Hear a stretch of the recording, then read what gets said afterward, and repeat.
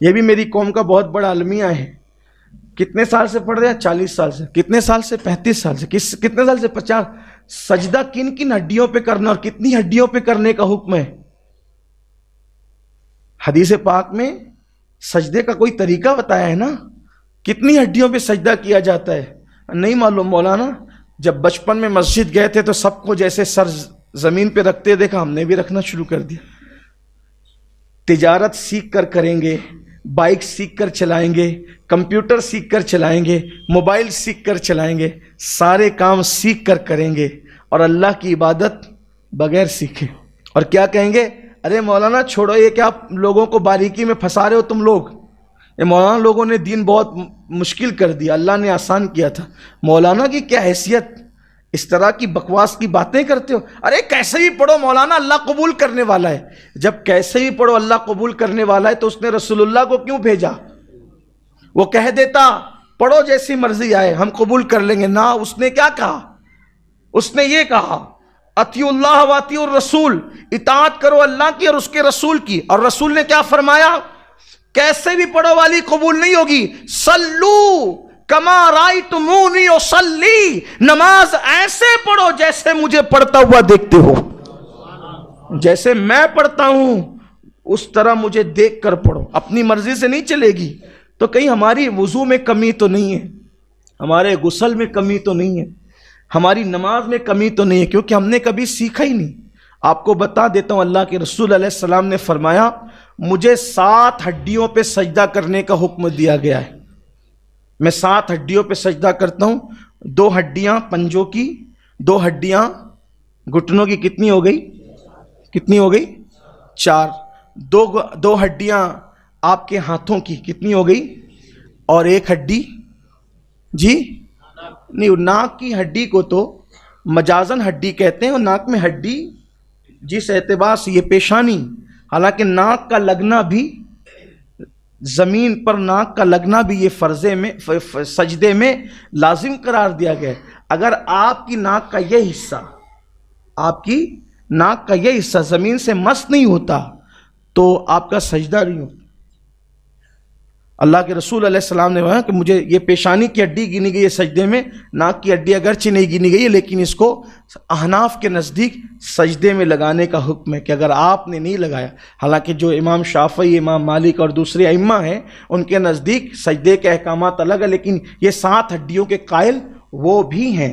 تو اللہ کے رسول علیہ السلام نے فرمایا. اس کے بعد سجدے میں آپ کتنی دیر تک رہیں، کیا پڑھیں، رکوع میں کتنی دیر تک رہیں، کیا پڑھیں، قیام کیسے کریں. ابھی آپ پوری مسجد کو کبھی دیکھیں نماز، کوئی ہاتھ ایسے لٹکایا ہوا ہے، کوئی ایسے باندھا ہوا ہے، کوئی کسی نے کچھ پکڑا ہوا ہے، کسی نے کچھ پکڑا ہوا ہے. یعنی کہ ہماری نمازوں کا حال یہ ہو گیا. کوئی کھجا رہا ہے، کوئی داڑھی سے کھیل رہا ہے، کسی کی پوری بٹن کھلی ہوئی ہے. کتنی شرم آتی ہوگی اس وقت، بولنے بھی اچھا نہیں لگتا. نوجوان لڑکے، بلکہ نماز لوگوں کی فاسد ہوتی. نوجوان لڑکے آج کل کے جو نماز پڑھتے ہیں جینس پہن کر آتے ہیں، شارٹ پہنتے ہیں. جب وہ رکوع میں جاتے ہیں تو رکوع میں جانے سے تو اوپر کے کپڑے کھنچ جاتے ہیں، نیچے کے کپڑے اگر وہ بیلٹ وغیرہ لگائے اور کپڑے سخت ہیں وہ ایسے اٹھ جاتے ہیں. تو یہ جو کمر کی ہڈی کا حصہ ہے وہ کھل جاتا ہے، اکثر و بیشتر کھل جاتا ہے. اور یہ احناف کے نزدیک یہ حکم ہے کہ ستر عورت ناف سے لے کر گھٹنے تک ہے. اگر وہ نماز میں کھل جائے اتنی دیر تک کہ 3 مرتبہ سبحان اللہ کہا جا سکے، اتنا ستر عورت کا کوئی حصہ کھل جائے، نماز فاسد ہو جائے. نماز فاسد ہو، نماز گئی، ختم ہو گئی، بغیر توڑے نماز ٹوٹ گئی. اب بتائیں آپ کتنوں کی نماز ٹوٹتی ہے؟ کم از کم یہ ہو کہ جب مسجد میں آ رہے ہو تو اس طرح سے آؤ کہ اپنی بھی نماز بچے، دوسروں کی بھی نماز بچے. آپ دیکھیے وضو کرتے ہیں اور وضو کرتے کرتے جھاڑتے جھاڑتے سیدھا مسجد کے اندر چلے آتے ہیں. گناہ ہے، سخت گناہ ہے. مسجد کا احترام ہے، ہم پہ مسجد کا احترام واجب کیا گیا ہے کہ وضو کے پانی کے قطرات مسجد میں نہیں گرنے چاہیے، گناہ ہوگا. آئے تھے نیکی لینے، گناہوں کا ٹوکرا لے کے سر پہ جا رہے ہو. ہم آپ کو مشکل نہیں کرنا چاہتے، لیکن یہ کہ جب آپ اسکول جانے کے آداب سیکھ چکے، آفیسروں کے درمیان جانے کے آداب سیکھ چکے، تو اللہ کی بارگاہ کا ادب بھی تو سیکھ لو، کیونکہ یہ اللہ کی بارگاہ جسے مسجد کہتے ہیں۔ مسجد میں آؤ تو ادب سے آؤ۔ حضرات صحابہ کرام رضوان اللہ تعالی علیہم اجمعین جلدی سے مسجد کی دیوار کو ٹیک بھی نہیں لگاتے تھے۔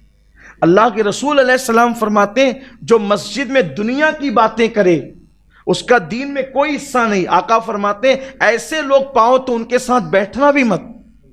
یعنی مسجد میں کیا آپ نے کپڑا پہنا، ایک کپڑا کتنے میں خریدا، یہ دنیا کی بات۔ آج کل الیکشن میں کیا چل رہا ہے، دنیا کی بات، ناجائز ہے۔ اللہ کے رسول نے فرمایا ان کا دین میں کوئی حصہ نہیں ہے جو دنیا کی بات کرتے ہیں۔ مسجد میں یا اللہ کا ذکر ہوگا یا واعظ و نصیحت ہوگی، مسجد میں دنیا کی بات۔ آپ سوچیں نا صحیح، سبزی کیا بھاؤ چل رہی ہے نہیں پوچھ سکتے آپ مسجد میں، نکلو باہر۔ اسی لیے قرآن کہتا ہے، جمعہ کے دن کے لیے کہتا ہے یا ایھا الذین آمنوا اذا نودی للصلاۃ من یوم الجمعہ فاسعوا الی ذکر اللہ وذروا البیع۔ اے ایمان والو، جب تم جمعہ کی اذان سنو کاروبار بند کرو، مسجد میں آ جاؤ، اللہ کا ذکر کرو نماز کے لیے۔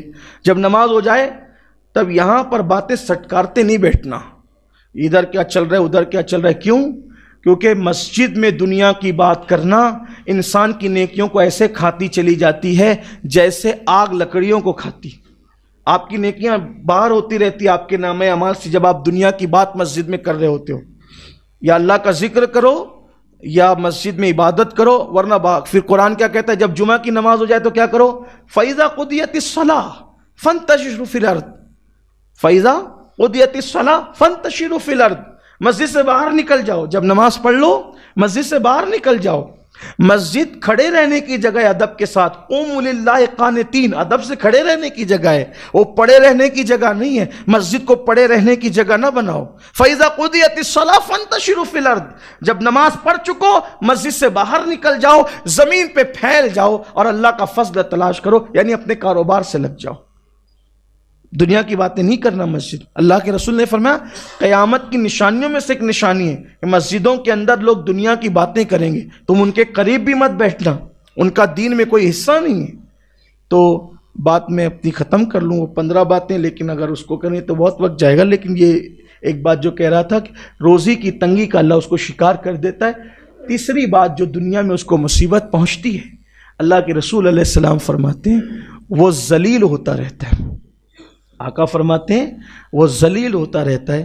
لوگ کہتے ہیں مسلمانوں کی ذلت کا سبب کیا ہے، ہم کہتے ہیں 1450 سال پہلے بیان کر دیا گیا، اسی طرف توجہ کرنے کی ضرورت ہے۔ بہت کوئی نئی چیز لانے، کوئی مفکر اب کوئی بات ہمیں نئی نہیں دے گا، کوئی مقرر ہمیں کوئی بات نہیں دے گا۔ رسول اللہ سے بڑھ کر کے فکر کرنے والا، تدبر کرنے والا، اصلاح امت کرنے والا، قوم کو جگانے والا، بیدار کرنے والا کون ہے؟ حضور نے اتنا بڑا ذخیرہ دے دیا ہے، کوئی نیا راہ عمل تیار کرنے کی ضرورت نہیں ہے، کوئی نئی باتیں لانے کی ضرورت نہیں ہے۔ حضور نے سب بتایا، سب بتایا، سب بتایا، صرف امت کو چاہیے کہ اس کی طرف توجہ کر لے۔ آقا فرماتے ہیں نماز چھوڑنے والا ذلیل ہوگا۔